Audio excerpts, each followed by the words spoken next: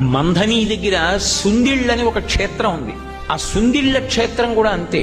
నరసింహస్వామి, యోగ నరసింహస్వామి. అసలు ఆ క్షేత్రానికి బయలుదేరితే బాహ్యాంతర శౌచములు లేకపోతే అసలు ఆ ఊరికి వెళ్ళనివ్వడు. దారి తప్పిపోతుంది కారు, ఇంకోవైపుకి వెళ్ళిపోతుంది. ఆ ఊళ్ళో ఉన్న వాళ్ళు కూడా తీసుకెళ్లలేరు. నాతో స్వయంగా అక్కడ వేద పండితులు చెప్పారు, ఆ ఊరు వెళ్ళలేము, దారి మర్చిపోయి ఎటో వెళ్ళిపోతుంది కారు. ఒకవేళ వెళ్ళినా ఆ దేవాలయం రాజద్వారం దాటి అడుగు లోపలికి పెట్టలేరుట, స్పృహ తప్పి పడిపోతారు. ఆయన అనుగ్రహము ఉంటేనే లోపలికి వెళ్ళడం. నేను ఆ క్షేత్రానికి వెడతాను అని అడిగినప్పుడు కూడా నన్ను తీసుకెళ్లినటువంటి వేద పండితుడు ఏం చెప్పారంటే, అయ్యా ఇత పూర్వం ఒకసారి నేను ఒకళ్ళని తీసుకెళ్లబోయి దారి తప్పిపోయాను, నాకే గుర్తులేదు ఆ ఊరేమిటో. ఆ ఊరికి ఆ ప్రభావం ఉందండి.